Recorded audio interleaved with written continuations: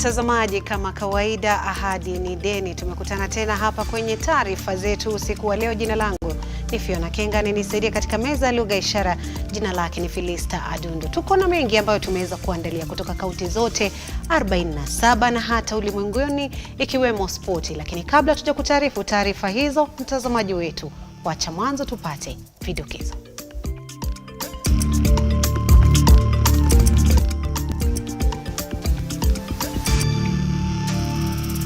That students from vulnerable families must get 100% scholarship. Na kwenye vidokezo, Rais William RUTO atetea mfumo mpya wa kufadhili vyuo vikuu, akisema utawapa watoto wa maskini nafasi chuoni.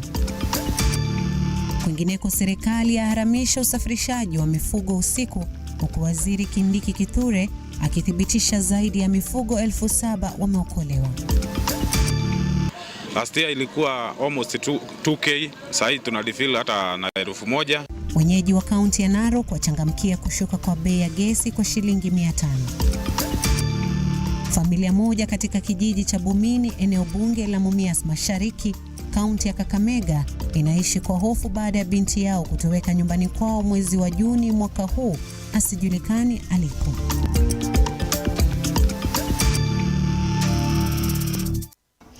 Karibu mtazamaji, tukutaarifu. Kumbuka unaweza kuwasiliana nasi kupitia mitandao yetu ya kijamii, Facebook, Twitter, YouTube, ambapo tunapatikana @Lookuptv. Tuma jina lako, rafa yako. Mtazamaji wetu, unatutazama kutoka wapi? Na tutakuwa tunaisoma rafa yako kadri tunavyoendelea kukupatia taarifa hizi. Andamana nasi hadi tamati. Idara ya uhamiaji imesitisha mpango wa usafiri wa raia wa kigeni wa kampuni ya Worldcoin hadi uchunguzi wa taarifa binafsi walizochukua hapa nchini za Wakenya zijulikane zitatumikaje. Aidha, imejulikana kuwa Worldcoin imekuwa ikifanya kazi na Wakenya wawili waliowezesha mpango huo wa usajili wa taarifa za kibinafsi kufanyika hapa nchini. Haya yamebainika wazi baada ya kiongozi wa walio wengi bungeni Kimani Ichung'wah kuelezea bunge hatua ambazo serikali imepiga kuhusiana na mdahalo huo wa usajili wa Worldcoin humu nchini. Mwanahabari wetu Eval Ruga na maelezo zaidi. So Majority Leader, go ahead. Spika wa bunge la kitaifa Moses Masika Wetangula ameamrisha mawaziri Kindiki Kithure, Eliud Owalo, Moses Kuria na Eden Duale kujifikisha mbele ya bunge la kitaifa wiki ijayo siku ya Jumatano kujibu maswali yanayoibuliwa kuhusiana na usajili wa shilingi ya Worldcoin nchini Kenya. In view of what you are saying and what the members have expressed, I direct you to bring the 2 ministers to the House on Wednesday at 3 o'clock. On Wednesday at 3 o'clock, and given the weight of the matter, the ministers that you had listed to come and answer questions, that is Minister for Trade and Minister for Defense, you'll shift them to the following week. Kiongozi wa wengi bungeni Kimani Ichung'wah amewasilisha ripoti ya uchunguzi dhidi ya shughuli za usajili wa Worldcoin. Akiwasilisha hoja moja baada ya nyingine, ameeleza hatua za uchunguzi zilizochukuliwa na serikali kuchambua usajili huu. To state the steps the government is taking to ensure control of data, access, collection and storage by foreign entities. 2, who licensed and authorized the biometric data collection by Worldcoin and was the correct procedure followed. 3, safety guarantees that the government has put in place to ensure that the data will be exclusively used for the intended purpose and Kenyan citizens will not incur any loss. Kimani Ichung'wah amefichua kuwa kampuni ya Worldcoin haina cheti wala leseni ya kuendeleza shughuli zake nchini Kenya. Hata hivyo, kampuni ya Worldcoin imekuwa ikifanikisha shughuli zake kupitia kampuni ya Kenya kwa jina Sense Marketing inayosimamiwa na raia wawili kutoka Kenya, wakiwemo Emmanuel Otieno na Rael Mwende ambaye ndiye meneja mkuu. Idara ya upelelezi DCI tayari imeanzisha uchunguzi wa kina dhidi ya wawili hawa. Hapo jana, Wizara ya Usalama kupitia Waziri Kithure Kindiki walisitisha shughuli za kampuni hiyo. Isitoshe, serikali imeamrisha hatua kadhaa kuhusiana na swala hili, zikiwemo taarifa yoyote iliyochukuliwa isitumike. It will be critical that assurances of public safety and the integrity of the financial transactions involving such a large number of citizens be satisfactorily provided upfront. all the activities of WorldCoin and any other entity that may be similarly engaging the people of Kenya until relevant public agencies certify the absence of any risks to the general public whatsoever. Usajili wa taarifa binafsi kusitishwa, wahusika wa WorldCoin kufanya upelelezi, idara za uhamiaji kufanya uchunguzi pamoja na jinsi vifaa vya usajili viliingizwa nchini Kenya bila ya kukaguliwa. Aidha, wabunge mbalimbali wametoa taarifa zao kuhusiana na swala hilo bungeni. Much has been contributed towards this. In my opinion, I would like to advise that not only this House should call upon the Minister for Interior to come upon and explain, but we are talking about issues of data. I would also want to voice up that the two ministers, even the Minister for CII, should be called upon this House so that we can be explained for the security issues behind. Ruga Eval, Lookuptv. Naam, shukran sana Eval Ruga kwa taarifa hiyo. Kuna moja hapa anasema ukistajabu ya Shakahola utayaona ya WorldCoin.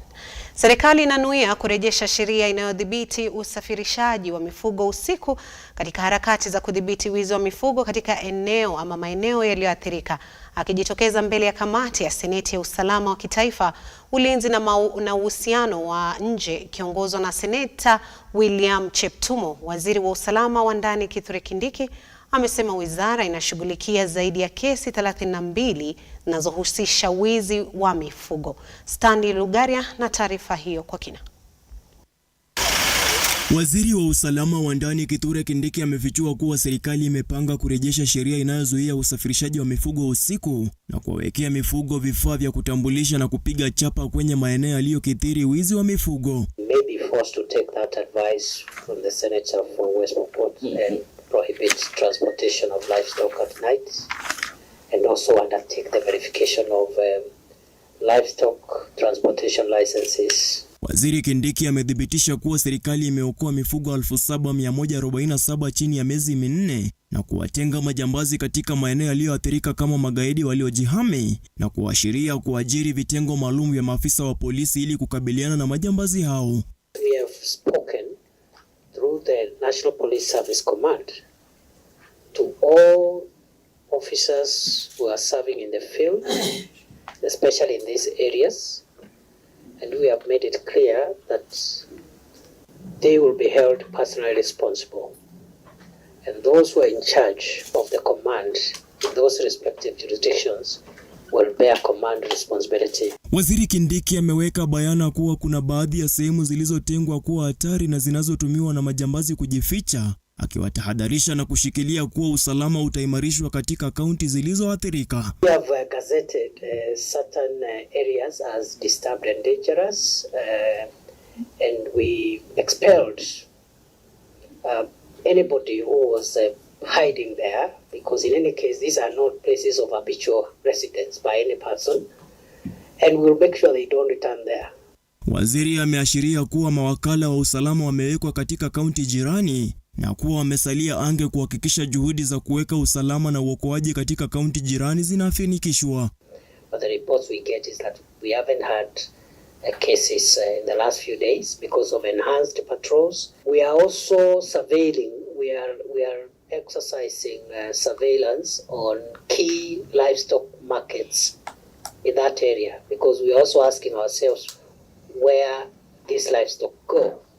And therefore, we have put scouts and surveillance teams in a number of markets. Kindiki amesema kuwa kufikia sasa kesi 7 zimeripotiwa na kuamuliwa, 12 zaidi zikisubiri kufikishwa mahakamani, huku akinyoshea kidole cha lawama walalamishi kwa kuondoa kesi mahakamani punde baada ya kutiwa mbaroni kwa washukiwa. Of course, increased our multi-agency roadblocks, and then whenever we are able to identify suspects, we apprehend and arraign them in court. Waziri Kindiki amesema mipango kabambe imewekwa kuwajumuisha wazee wa nyumba 10 na wazee wa kijiji kama wafanyikazi wa serikali ya kitaifa kulingana na sheria ya uratibu wa mwaka 2013, watakao kuwa chini ya mamlaka ya wazee wa vijiji katika juhudi za kusaidia serikali kuhakikisha usalama umeimarishwa na kuripoti visa vyovyote vya kutiliwa shaka. I am not able at this point to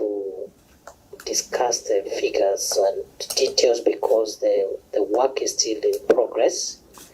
All what I can say by way of highlighting is that we are looking at several scenarios because we know the public wage bill is a major issue of concern.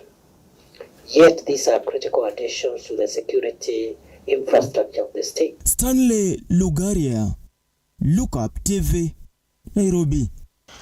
Naam, shukran Stanley Lugaria kwa taarifa hiyo. Waziri wa Fedha Njuguna Ndung'u amefika mbele ya kamati ya Seneti kuhusu fedha na bajeti na kuomba kamati hiyo kuunga mkono marekebisho kwenye sheria ya udhibiti wa kiwango cha deni taifa la Kenya linaweza kukopa. Njuguna anasema udhibiti katika sheria iliyopo umefanya vigumu nchi kukopa pesa za kufadhili shughuli za kimaendeleo. Aidha, amebaini taifa liko pabaya kiuchumi na iwapo kizuizi cha kukopa deni zaidi hakitaondolewa, basi itakuwa vigumu taifa kumudu shughuli zake.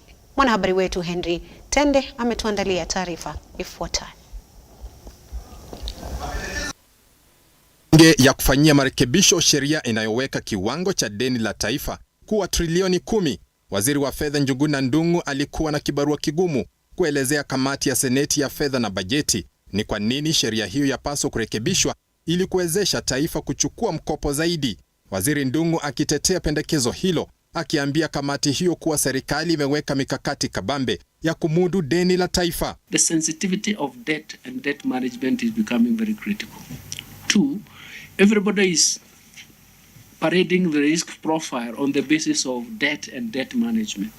So for us, having a clarity in terms of policy clarity in terms of debt management becomes very important. Waziri Ndung'u akidhihirisha sheria ya udhibiti wa trilioni 10 ambayo ipo sasa inaendelea kuumiza taifa kiuchumi, kwani hakuna anayetaka kukopesha Kenya pesa kwa kuwa hakuna uhakikisho pesa hizo zitalipwa. Even the private sector, the international community cannot give us debt right now. You remember, like just before just last year when they wanted to go to the Eurobond, they couldn't go because essentially they are not telling you we have closed the door, but if they set the rate at 20%, you know you can't go.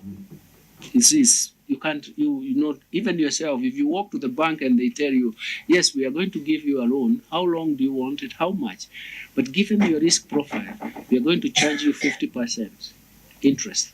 You will not take it, isn't it? Na ili kupata uungwaji mkono wa bunge la Seneti katika mapendekezo ya kuongeza kipimo cha mkopo, Waziri Ndung'u amesema taifa la Kenya litajadili mbinu na wenye kutoa mikopo hiyo ili kuwe na muda mrefu wa kulipa madeni. We negotiated a Eurobond for 10 years. You cannot roll out the projects that you really want. So we want to solve that problem in the long term, that we can go and we want to roll out a project. That project may take 5 years to build. By the time you start recouping returns from that project, we need to have more time. So we want to negotiate longer term. You can only do that on the basis of your risk profile. But also, you have to have space in your debt carrying capacity. Aidha, Njuguna amebaini wawekezaji wengi wa humu nchini na wale wa kimataifa wameogopa kuwekeza nchini kwa kukosekana maelezo ya uwazi ya jinsi ya kumudu deni hilo. The debate of debt overhang was actually initiated by private sector members. They want to come to invest in Kenya, but they look at the situation and they see there is a debt overhang problem. How does it show up? Everybody believes the debt is high. If the debt is high, the private sector computation is to say the government is going to raise future taxes to effect a transfer of resources to itself to pay debt. Kamati hiyo ikitaka kujua ni kwa nini deni la taifa halipungui licha ya serikali kushikilia inatimiza wajibu wake wa kulipa deni lenyewe. So why we are having so much problems, as we say, and I can pronounce it and say, is because the first charge is the debt. Let me go to another extreme. In March, we missed to pay salaries because the first charge is debt. Macho yote sasa yako kwenye bunge kuona iwapo litaridhia ombi hilo kuwezesha taifa kukopa zaidi kufadhili shughuli zake. Henry Tende, Lookuptv.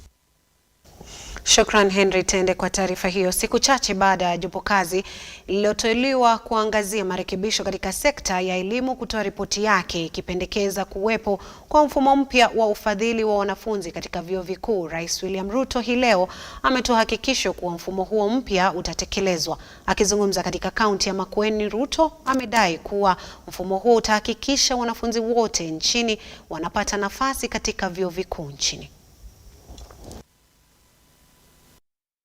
Chini wakikosa kujiunga na vyuo vikuu kutokana na kukosa karo, wanafunzi hao sasa wana sababu ya kutabasamu baada ya Rais William Ruto kuahidi kutekelezwa kwa ripoti ya jopo kazi ya marekebisho ya elimu, akidai kuwa mfumo mpya wa ufadhili wa wanafunzi uliopendekezwa utasawazisha hali baina ya wanafunzi wote nchini. The new funding model at the university, we made the deliberate decision that students from vulnerable families must get 100% scholarship, at least to make sure that those who manage to go that far never drop out because they were not able to pay for this or the other.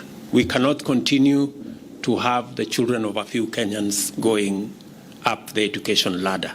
We must make sure that the children of all Kenyans have equal opportunity to be their best.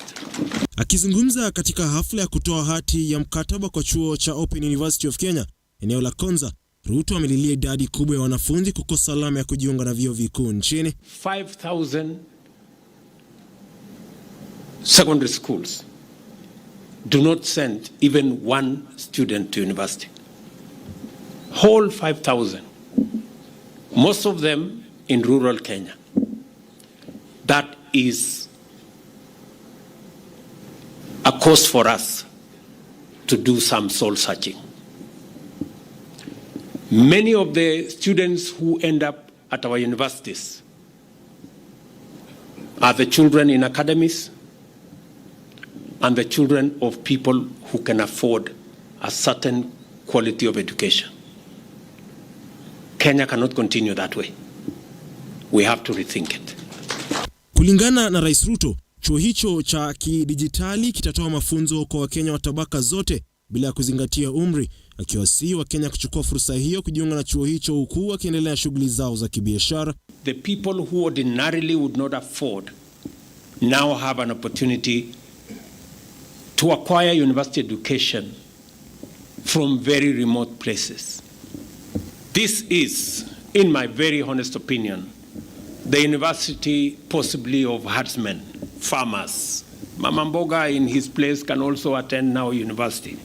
Matatu drivers, border people, when you are waiting for your passengers, you can attend courses at the university. Licha ya kuwa kwenye mirengo tofauti ya kisiasa, Rais Ruto amewasihi magavana wa upinzani kushirikiana na serikali yake huku akidokeza ujenzi wa bwawa la Thwake kukamilishwa mwaka huu. I want to persuade my good brother Mutula and your team, please assist us to get the fertilizer to the farthest corner.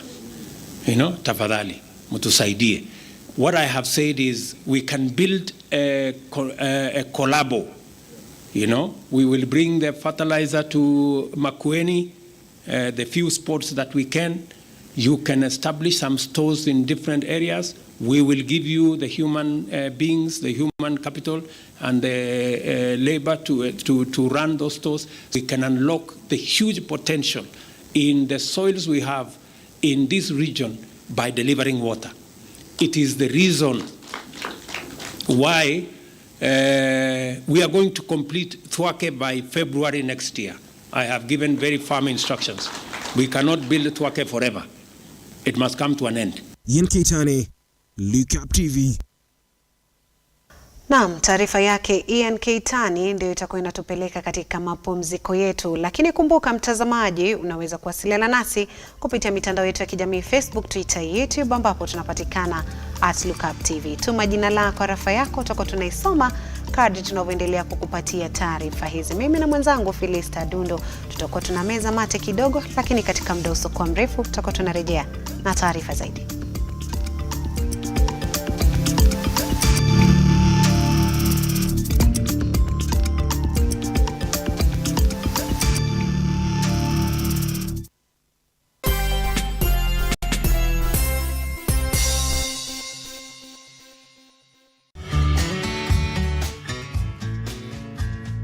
do you see like Africa is growing, changing? The side that I consider to be good is to see the hunger that the African people have for God. Yeah. I mean, there's a genuine hunger that they have.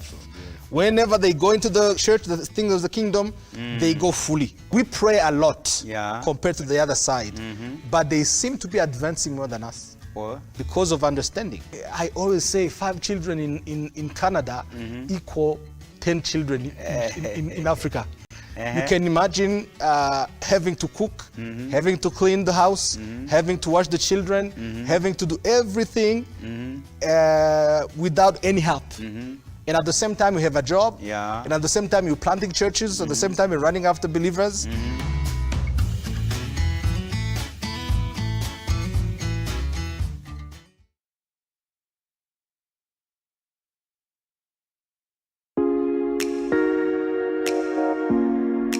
Kipindi ni ukulima ni mali na manjoro.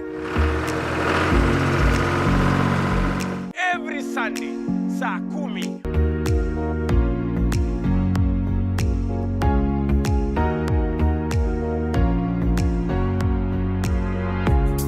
Jiunge na mimi ili nikufundishe mengi kuhusu ukulima wa nyanya, wa mboga, kuweka ng'ombe, kila kitu ambayo inahusikana na ukulima. Ili ujifundishe mengi, uweze kujua ukulima pia ni mali. Kumbuka kipindi ni nini? Kipindi ni ukulima ni mali na manjoro, upate hela.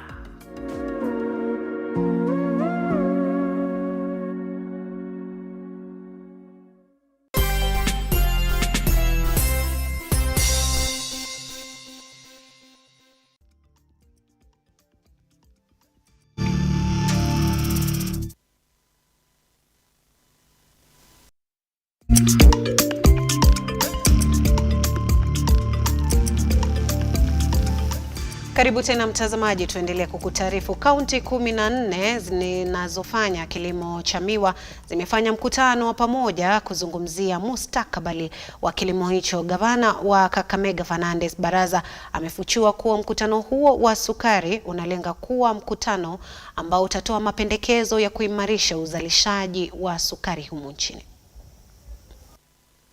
I want to weigh in on an item that has been a national issue, especially on the issue of sugar in the Western region. We are aware that almost the entire Lake Region economic bloc, the 14 counties, at least have invested in cane growing and planting. And of course, Kakamega, we have companies which have not done very well, starting from Mumias, West Kenya, etc. And that is why, after consultation with my colleagues in the Lake Region Economic Bloc, Kakamega County will be hosting the first sugar conference on the 8th of September this year, where we shall invite all the stakeholders in the sugar industry. We want to have an honest conversation with all the key stakeholders so that we come up with a serious blueprint which will inform our policy directions from the national government so that we get a sustainable solution to the sugar industry. And this is going to be a bigger conversation and not just a conversation around Mumias sugar. And that is why it is going to be an LREP initiative, but of course, hosted by the great county of Kakamega. So I want to invite all of you and looking forward to receiving a lot of inputs on how, as a people that depend on the sugar industry, we get sustainable solutions. Kwingineko, wafanyabiashara pamoja na wakazi wa kaunti ya Narok sasa wameridhika baada ya bei ya gesi ya kupikia kushuka kwa shilingi 500. Haya yanajiri miezi mitatu baada ya Rais William RUTO kutangaza rasmi kuondolewa kwa ushuru unaotozwa kwa gesi katika juhudi za kupunguza matumizi ya kuni. Huku Wakenya wakiendelea kuhangaishwa na gharama ya juu ya maisha nchini, kupungua kwa bei ya gesi ya kupika ilionekana kuwaridhisha wakazi hao wa kaunti ya Narok. Levi Simiren ambaye ni muuzaji wa gesi hiyo alieleza taabu iliyowakumba wauzaji wa gesi ya kupika hapo mbeleni, kwani wateja wengi hawakuweza kujaza mitungi hiyo kufuatia kupandishwa kwa bei hiyo hadi shilingi 3,000 kwa mtungi wa kilo 13 na 1,500 kwa mtungi wa kilo 6. Tunashukuru serikali kwa kutupunguzia hii gas. Sasa hii watu wananunua kwa bei nafuu. Gas sasa hii ni 1,000. 1,000 sasa tunauza kulingana na ile serikali iliyopita tulikuwa tunanunua na bei kali. Sasa hii watu wamefaidika, wananunua na hii mtungi walikuwa wananunua na 1,600. Sasa hii imeteremka. Sasa hii tunanunua na tunauzia customers na 1,000. Kulingana na wakati waliteremsha gas, wa customers walirudi kwa sababu kila mtu ana uwezo wa kununua gas. Hii mtungi pia imeteremka kwa sababu ilikuwa kitambo hukuwa una afford kununua mtungi.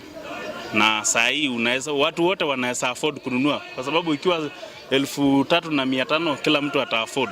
Enoch Mwangi ambaye ni miongoni mwa wakazi wa kaunti hiyo walioridhishwa na kupungua kwa bei hiyo, alisisitiza kuwa serikali ilipaswa kuangazia njia zaidi ya kupunguza bei za bidhaa zingine, kwani baadhi ya Wakenya bado hawakuweza kujimudu kimaisha. Walisema iliteremshwa kiasi, lakini sasa shida imeteremshwa, unga iko juu.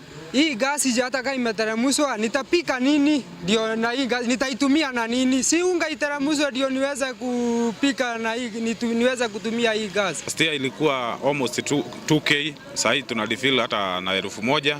So hiyo serikali imetusaidia sana kwa pande ya gas. Tunatarajia ikiendelea hivyo bado itateremka zaidi ya vile iko sasa. Licha ya bei ya gesi kushukishwa kwa shilingi 500, wakazi hao pamoja na wafanyabiashara wametoa wito kwa serikali kuipunguza zaidi, kwani bei ya sasa bado haikuwa nafuu kwa mwananchi wa kawaida.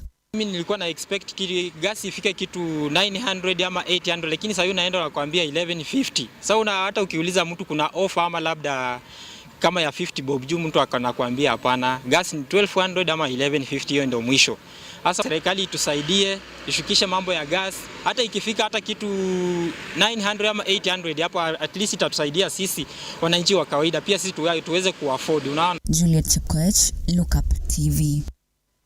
Naam, shukran sana Juliet Chepkoech kwa taarifa hiyo. Familia moja katika kijiji cha Bumini, eneo bunge la Mumias Mashariki, kaunti ya Kakamega, inaishi kwa hofu baada ya binti yao kutoweka nyumbani kwao mwezi wa Juni mwaka huu asijulikane aliko. Sasa familia yake inamtaka yeyote aliye na taarifa kumhusu kuwasiliana na maafisa wa usalama. Amina Abdirahman na mengi zaidi. Kabla kutoweka kwake, Susan Wambui mwenye umri wa miaka 20 alikuwa mwanafunzi wa mwaka wa 3 katika chuo kikuu cha Kibabi, kaunti ya Bungoma, na alionekana mara ya mwisho tarehe 8 mwezi Juni mwaka huu mida ya saa 3 usiku katika afisi ya naibu kamishna eneo la Shianda alipokuwa mafunzo ya muda ya kikazi. Ako miaka 20, alikuwa anasoma katika chuo kikuu cha Kibabi University. In her third year, alikuwa anasoma BCom Human Resource Option.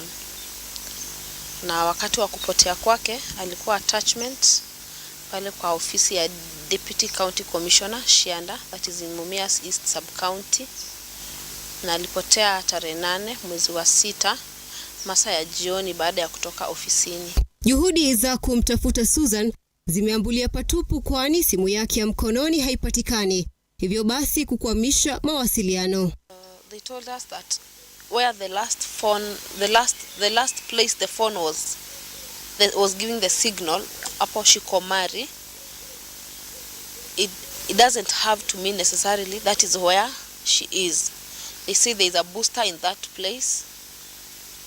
That is the last location the phone picked a signal. So until when the phone is put on, that it will give another location of where exactly it is. Kulingana na familia yake, Susan amekuwa mwana mtiifu na hakuna mizozo yoyote iliyojiri baina yao na kisa cha kupotea kwake kwa ghafla kimewashangaza. We've been staying in the house for quite some time. Normally she's a reserved person. Once ameamka na watch cartoon throughout most part of the day. Sasa familia hiyo imetoa wito kwa umma kuwasiliana nao iwapo wana taarifa zozote kumhusu au kuripoti katika kituo chochote cha polisi kilicho karibu nao. Amin Abdrahman, runinga ya Lookup.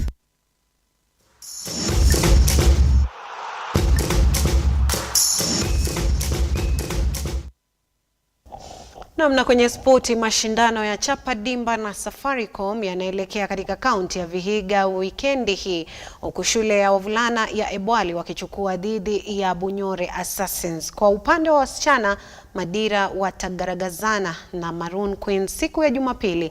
Baada ya kaunti ya Vihiga, mashindano haya yataelekea Busia, Kakamega na Bungoma. Mshindi ama atatia kibindoni shilingi 70,000.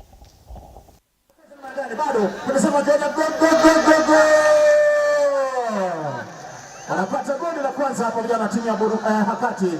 Wanawapiga vijana timu ya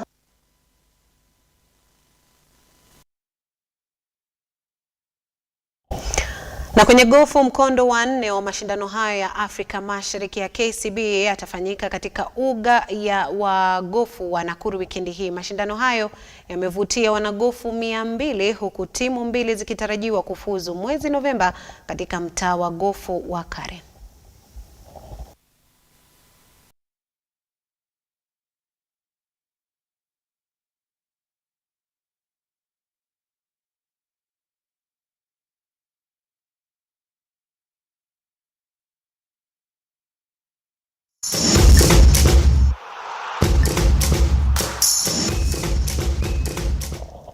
Mtazamaji, kwenye rafa zenu, Godfrey Oluwatch mwalimu wangu akisema is watching with you, na mshukran sana, watching from Mombasa. Champagne Keke akisema watching live, taarifa zenu tendeti na ni safi ninafahamika. Na mshukran sana kwa kututazama, na shukran kwa wote waliofanikisha kikosi kizima kilichofanikisha taarifa usiku wa leo. Jina langu ni Fiona Kenga na nisaidia katika meza ya lugha ishara. Jina lake ni Felista Dundo, mwelekezi wangu mkuu Dan Kanorondo, mzalishaji wa taarifa hizi Job Mwaura. Kwa sasa nitakuwa na kufunganya virago vyangu nikiondoka meza hii tayari kwa weekendi yangu. Salia na Mwenyezi Mungu na Mungu akubariki.